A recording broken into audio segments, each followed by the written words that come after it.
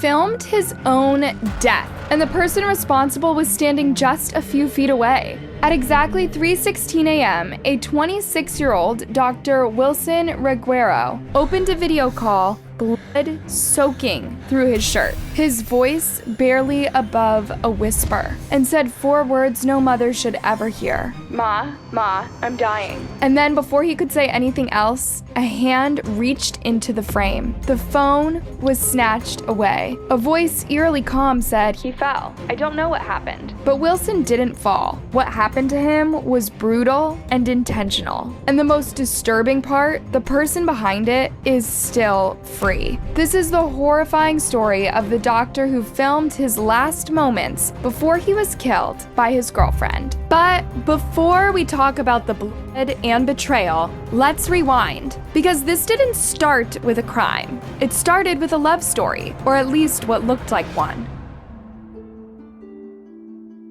Before the horror, the screaming, and that final heartbreaking phone call, Wilson Reguero was just a kid from Barranquilla, Colombia, who dreamed of helping people. He was only 26, smart, calm, already trusted with emergencies most doctors twice his age still avoided. But what made Wilson special wasn't just how good he was at his job, it was who he was as a person. He had the kind of kindness you just can't fake or teach in any medical school. He was also a miracle baby. Doctors weren't sure he would survive infancy, but he did. And from the time he could talk, he wanted to be a doctor. And he didn't just pass his exams, he went above and beyond, starting a free medical outreach program for rural families, staying behind after his shifts to check on patients, bringing crayons for sick kids, cracking jokes in the ER just to make grieving families breathe easier even for a second. When he graduated med school with honors in 2021, his mother cried. Her miracle baby had become Dr. Reguero. In early 2022, he packed up and moved to a new town in Antioquia for a better experience and pay. And it didn't take long before everyone at the hospital started saying the same thing. Call Dr. Reguero, he'll know what to do. It didn't matter if it was a kid with seizures or a late-night trauma case, Wilson stayed cool under pressure. But more than being respected, he was loved. His patients, his colleagues, and everyone who knew him had nothing but good things to say about him. So how does a man like that, someone who lived to save others, end up bleeding out alone on a hotel floor? Well, it all started with a woman who walked into his life and refused to leave. When Wilson first met 37-year-old Ixima Martinez Jaramillo, about 8 months before everything fell apart, he was completely smitten. She was older, confident, full of energy, the kind of woman who walked into a room and immediately took up space. Compared to Wilson's quieter, more grounded nature, she felt exciting, different. Ixima had just come out of a long-term relationship and was trying to start over in a new town. She was 37, a mother of 2, and, at least on the surface, seemed like someone ready to move on with her life.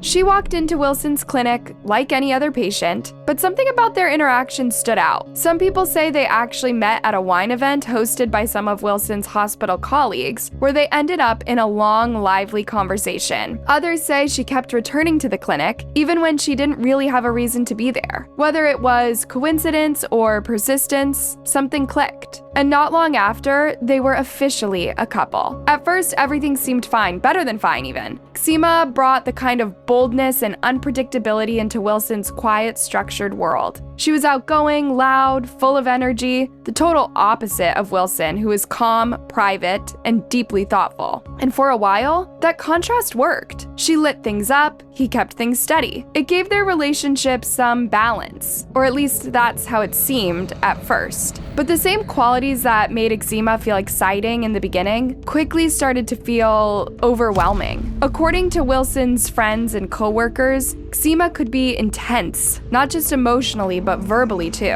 What started as passionate affection soon turned into something more obsessive. She didn't just want to be loved, she wanted to be constantly reassured, and the smallest things would set her off. She accused Wilson of cheating, even when there was nothing to go on. She got jealous if he looked at his phone for too long. And before long, she started showing up unannounced, even at the hospital where he worked. One time she caused a full-on scene in front of his colleagues, yelling and accusing him of hiding another woman in the building. Wilson tried to laugh it off afterward, but later he told his mother it really shook him. He was embarrassed, worried, and starting to feel like things were spiraling. But it didn't just stop at arguments or public outbursts. It escalated fast. One afternoon, during a regular shift at the hospital, a man suddenly burst through the doors and attacked Wilson with a knife, slashing his arm open. That man, as it turns out, was Exima's ex, the father of her children, and he had come looking for Wilson, consumed by jealousy over the new relationship. Wilson did the right thing. He ran, got away, and reported the attack to the police. But nothing happened, no arrest or restraining order. It was like the entire thing just disappeared.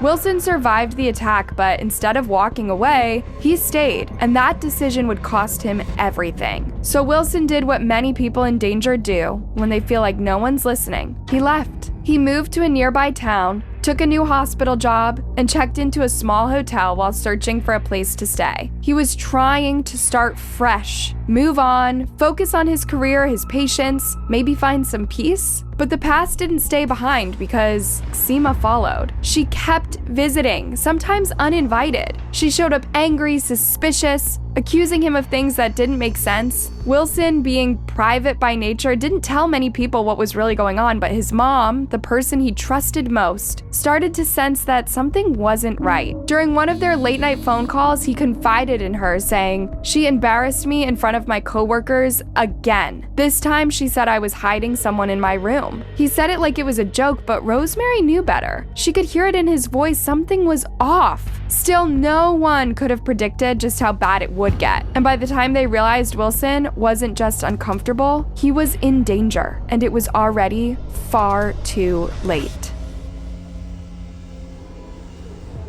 On Sunday, August 18th, 2024, Dr. Wilson Reguero was doing exactly what he had always done best: saving lives. He was deep into another shift at ESE Hospital San Francisco de Asis in Anza, calmly managing emergencies, checking in on patients, moving through the chaos like he always did, with that quiet focus and steady, kind energy that made people feel safe just by being near him. No one, not even Wilson himself, could have imagined that within a few short hours, he'd be back inside that same hospital, not as a doctor, but as a dying man. That afternoon, after his shift ended, Wilson didn't go home. He was still staying at a small hotel nearby while apartment hunting. His girlfriend, Exima, met up with him later, and the two of them headed to the town plaza to grab some lunch. From the outside, everything looked normal. They were seen laughing, chatting, sharing a quiet meal together, just a couple enjoying a peaceful Sunday. Later, they walked back to the hotel, and according to staff and guests who saw them, nothing seemed off. They looked relaxed. They watched some TV, talked a bit, and then turned in for the night. But sometime around midnight, everything changed. Hotel guests would later say they heard raised voices coming from the room, yelling, screaming, something or someone crashing into the walls. One guest said it sounded like furniture being thrown. Another said they heard a woman shouting, followed by a man groaning in pain. But no one did anything. They didn't call the front desk or even knock at the door. They just assumed it was a couple fighting, maybe a drunken argument that would blow over by morning. No one realized how serious it really was. But just hours later, the truth would come through in a video call no mother should ever receive. It was at exactly 3:16 a.m. Rosemary Diaz, Wilson's mother, and a nurse at another hospital in a nearby town received a video call from her son. It didn't raise any alarms at first. She and Wilson often called each other at odd hours due to their hospital shifts. Sometimes just to say hi or to talk through a rough day. She figured he was calling to check in or maybe to tell her something funny that had happened during his shift. But the moment she picked up, everything changed. Ma, I'm dying. For a second, she couldn't move, couldn't speak. Her brain was trying to catch up with what her eyes were seeing. Wilson was slumped against the wall, his shirt soaked in red, his chest rising and falling in short, desperate gasps. His eyes were wide and terrified. Rosemary's panic kicked in, and she started yelling into the phone. "Wilson? Wilson, what happened? What's going on?" But before he could answer, a hand came into the frame and grabbed the phone. And a woman's voice, cold, rushed, like she already knew what to say, snapped into the call. "He fell. I don't know what happened." And just like that, the screen went black. No more answers or explanations, just silence and blood. Rosemary sat frozen, staring at the dark screen, begging it to turn back on. She called back once, no answer, tried again, still nothing, and somewhere deep in her gut, she knew. This wasn't a misunderstanding. It wasn't something that could be explained away. Something very bad had happened, and whatever happened to her son was not an accident. After the video call ended, Rosemary knew something was wrong, and when the police got there, her worst fear was confirmed. Wilson was lying on the floor, barely conscious, surrounded by blood. There were stab wounds on his chest, blood on the sheets, a broken phone in pieces beside him. They rushed him to the hospital, the same one where just hours earlier he had been treating other people's emergencies. Now it was his co-workers, shocked, speechless, doing everything they could to save his life. These were people who had learned from him, worked beside him, trusted him, and now they were watching him slip away on the very stretcher he used to push through those same hallways. Wilson was still conscious. He knew exactly how bad it was. And he also knew the truth that the hospital didn't have what it took to handle a trauma this severe. And in those final moments, his thoughts were not about himself. They were about her, his mother, how this would destroy her, how she would blame herself, how she would have to live with this for the rest of her life. "Call my mom," he said. "Intubate me, transfer me out." Even as his body was shutting down, he made sure his voice would not be silenced. "She stabbed me. She thought I was cheating." But there wasn't enough time. There was just too much blood. Too much damage. At 4:30 a.m., Dr. Wilson Reguero, a man who had saved so many lives, was pronounced dead. And the worst part, his mom never even got the chance to say goodbye. Now you'd think that would have been the end of the nightmare. That with Wilson's final words clearly naming who attacked him, justice would be swift, that the truth would speak for itself. But what happened next was something no one expected.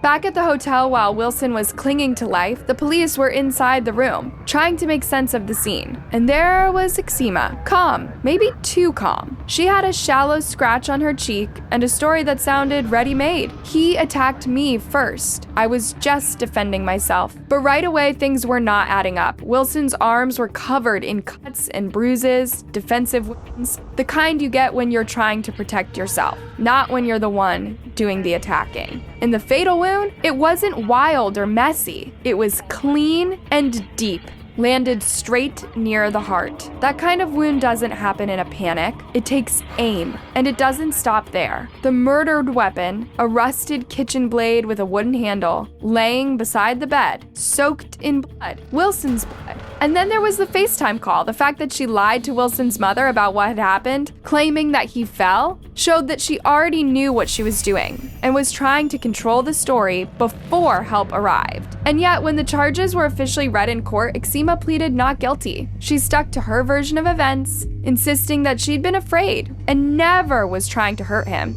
She claimed the entire thing spiraled out of control in the heat of the moment. But if she was terrified, why was this wound so precise? Why was Wilson's blood everywhere? Wilson's mother, Rosemary, could not believe what she was hearing. Outside the courthouse, as reporters and cameras surrounded her, she spoke with a voice that trembled from grief, but carried the weight of someone who had no intention of staying silent. She's trying to justify what she did, trying to walk away free, but my son wasn't violent. He was a peaceful man. And this woman already had problems with her last partner. We saw the warning signs. Why didn't anyone listen? At the very least, Wilson's family expected Exima would be held in custody while awaiting trial. After everything she had done, jail felt like the bare minimum. But instead, what they got was another heartbreak. Despite the charges and despite Wilson's dying testimony, the court granted her house arrest. The explanation? She was a single mother. She had no prior criminal record. And somehow, in the eyes of the system, that was enough. That decision hit Wilson's family like a second blow. They had just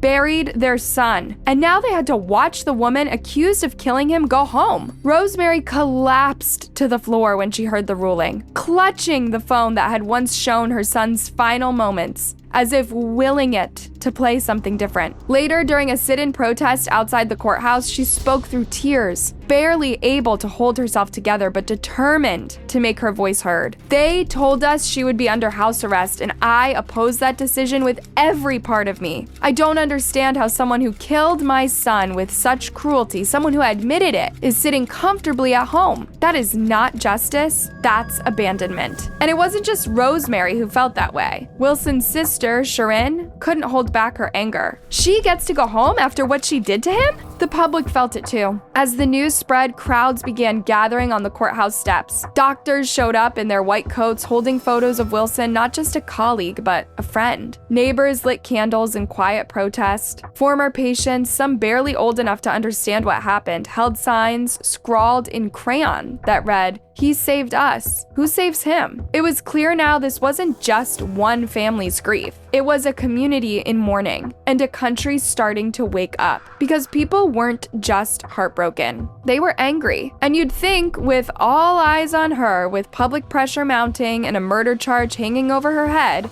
that Exima would lay low, that she'd show some humility, some regret, that she would disappear from sight, at least out of respect for the man whose life she ended. But that's not what happened. Not even close.